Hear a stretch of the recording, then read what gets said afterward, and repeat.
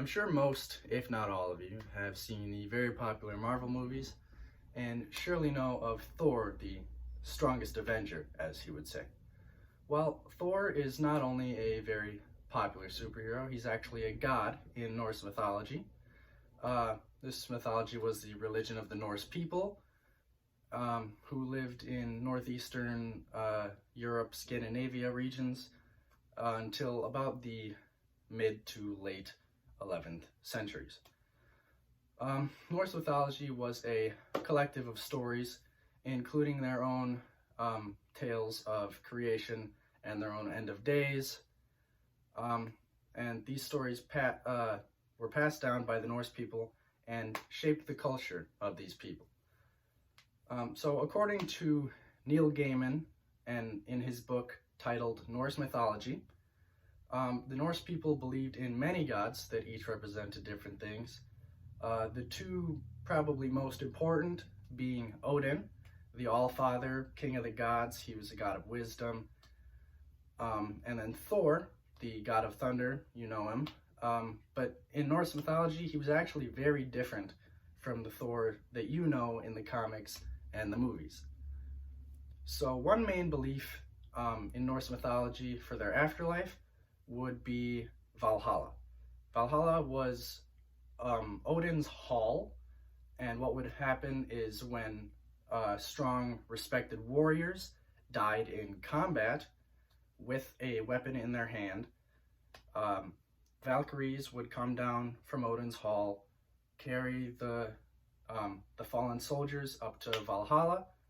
And how Valhalla works is every morning the soldiers or warriors would leave the hall and fight each other to the death until no one is left, and then they would get brought back, and at the end of the day they would go back to Valhalla in the hall and feast together with Odin.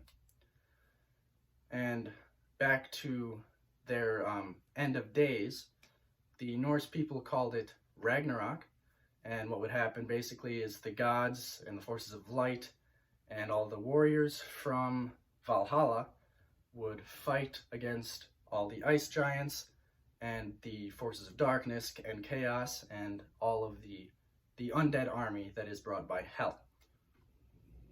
And basically what happens in Ragnarok is the forces of darkness actually defeat the gods and the forces of good until the universe or the 9 realms kind of get destroyed, until there's only Muspelheim and Niflheim left, and then so everything gets destroyed and then it gets reborn in an endless cycle of creation, destruction, creation, destruction.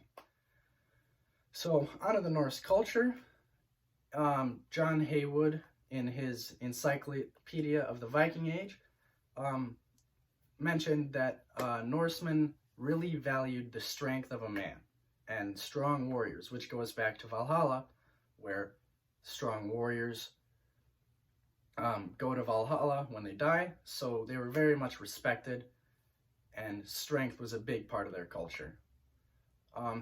Original Norse history and culture and their stories were passed down through oral histories, like they would tell long sagas or songs, poems kind of, that were written by bards, which are their poets.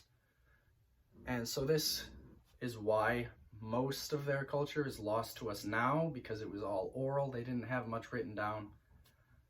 But also back to how the strong warriors are respected. They were very much known for their violent tendencies. Now, this is probably because they couldn't write any of their own stories, or they didn't, because the Englishmen, all the stories we have of Norsemen are from the Englishmen, who obviously wrote bad stories because they were getting pillaged.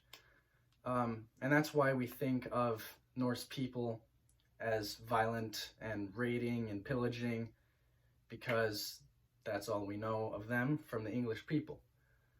It's a little over-exaggerated, again, because the Norse people didn't have their own stories or written stories, but nonetheless, they did raid and pillage, so they did have some violent tendencies, which goes back to their religion. Valhalla, warriors are respected.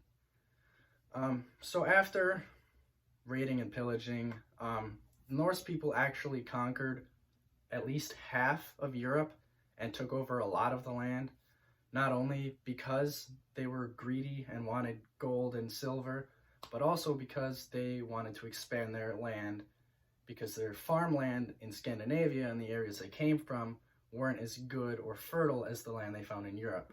So they expanded and took over land not only for greed, but also to expand and have farms.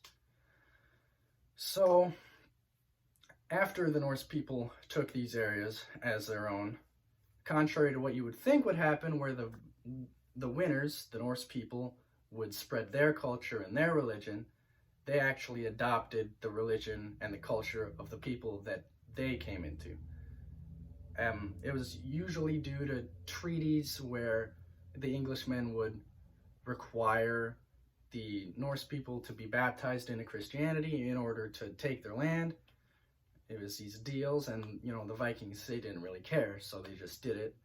And then eventually, over time, Christianity spread through the Norse people, and as this happened, they lost touch with their old gods and their old violent tendencies because it reflects their religion. Like the Norse mythology encouraged violence and combat and respected warriors, whereas Christianity was more peace-loving, wanted to save lives. And so as they settled down, they converted to Christianity, and they lost touch of their violent ways because they lost touch with their old gods. And eventually, as Christianity spread not only through the Vikings in England, they also spread to Scandinavia and Iceland and Greenland. So eventually, the Norse mythology just kind of fizzled out.